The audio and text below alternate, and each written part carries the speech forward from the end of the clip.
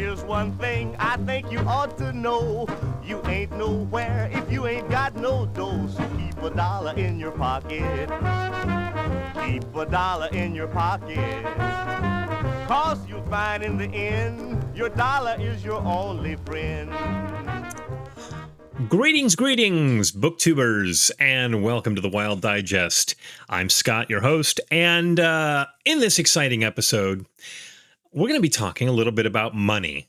No, don't run away. I wanted to talk a little bit about budgets, book budgets, and I'll tell you what happened here. And first of all, let me warn you, I fully expect this video to be, well, as one fellow booktuber might say, completely and utterly shambolic. So just be aware of that. I have some notes here. I have a notebook with some handwritten notes over here.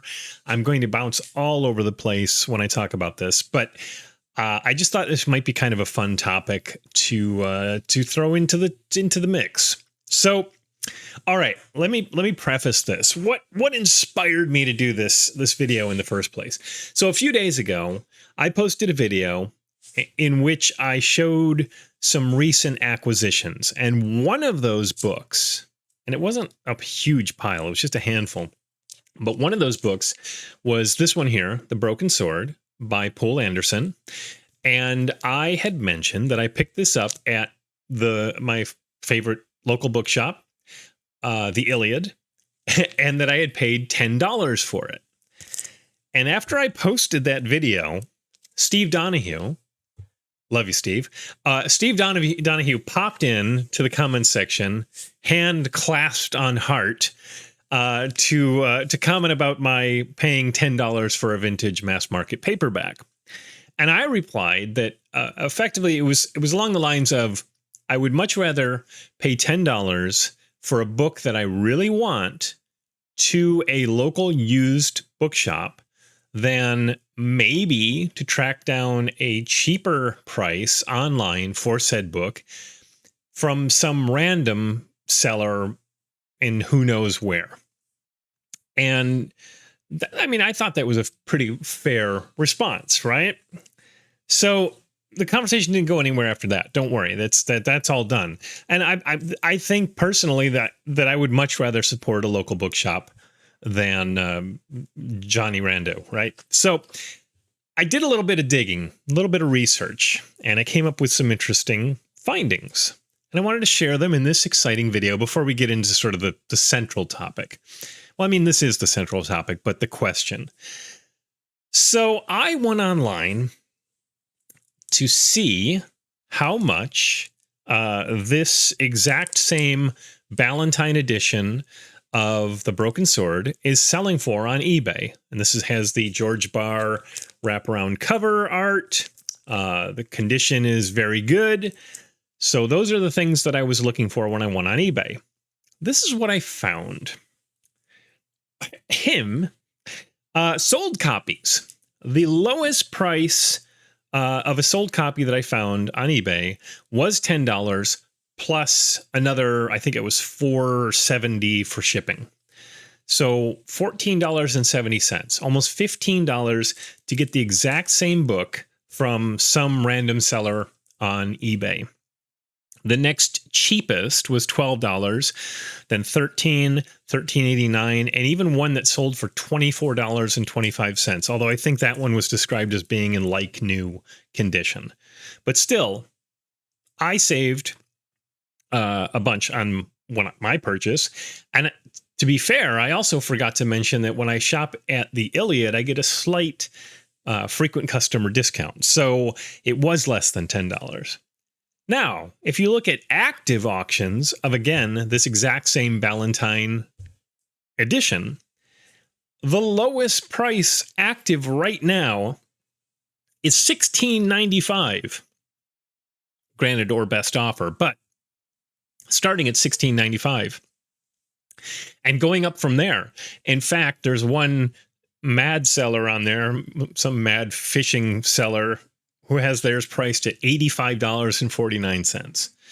So I feel perfectly fine about paying $10 to get this particular copy of The Broken Sword. I'm happy. I've got it back. I've got it in my collection. I've never read it. I'm really looking forward to reading it. I paid $10, a little less again, but I own it. And my local bookshop has my money, and they can continue to pay the bills and keep the lights on. So I decided to deep dive into the last 60 days of my purchases to get a general idea of how much I was paying and how many books I had been buying and things like that. So I looked at 60 days. I thought that was a pretty fair sample time. In 60 days, I bought only 40 books. A grand total of $107.49. Yes, I do track all of my purchases. Average price, $2.69 per book.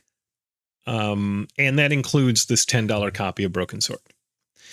From the Iliad, where I go more often than anywhere else, I purchased 16 books. And the average from them, because I paid $45 for the books that I got there, $2.81 a book. The Last Bookstore, another shop that I frequent pretty often, 13 books purchased there for a grand total of $24 because they have a lot of dollar books on their cart, $1.85 a book. And I bounced around and saw some other figures along those lines. And also, I broke that down. Boy, I was just having a great time. The fascinating world of numbers. I bought 8 books at $1, 4 books at $1.50, 5 at $2, a dozen at $2.50, which seems to be the most common price, obviously. 5 at $3, 1 at $3.50, 3 at $5, and 2 at $10. Yes, I did pay $10 for another book out of that lot of 40 vintage books.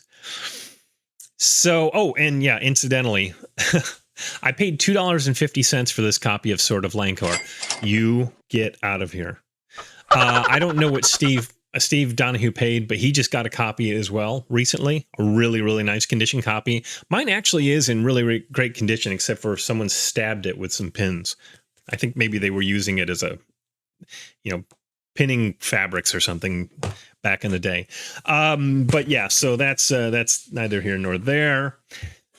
So yeah, a couple other things. So the Last Bookstore, if you look at their inventory, if a paperback book is on the shelf and it's out of a bag, it's typically going to be priced between, say, $2 and $5. If it's in a bag, and they have quite a few vintage paperbacks in bags, they often, I think most of them, if not all of them, start at $8.99 and up.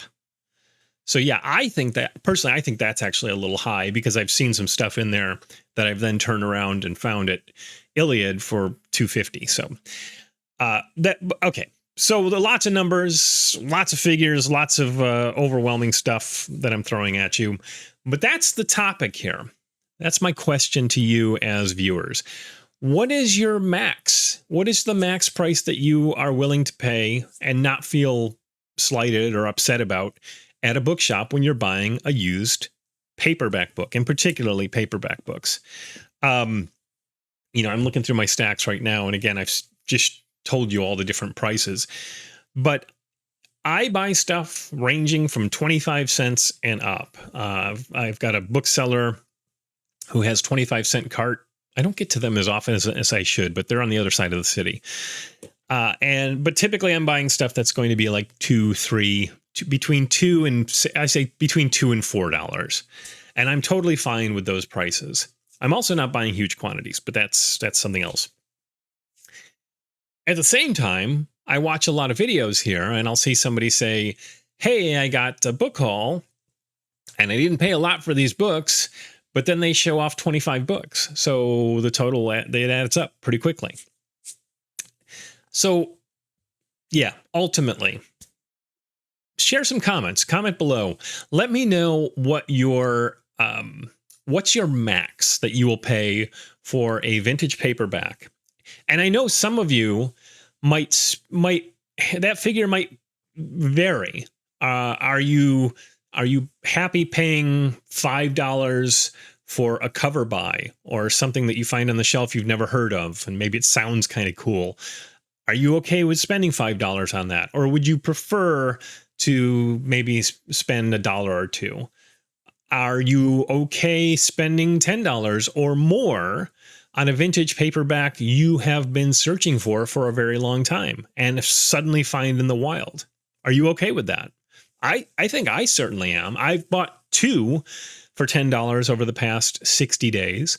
One of it, which was a book from a 5-book series that I have been trying to find in the wild for 15 years, easily. And I finally saw an online seller who listed a like new copy, and I leapt at it for $10. Of course, like a week later, I found the exact same book on the shelf in the wild at one of the local bookshops for, I think, $4. So live and learn. So that's my question to all of you. What is the max that you are willing to pay for various paperbacks, for collectible paperbacks?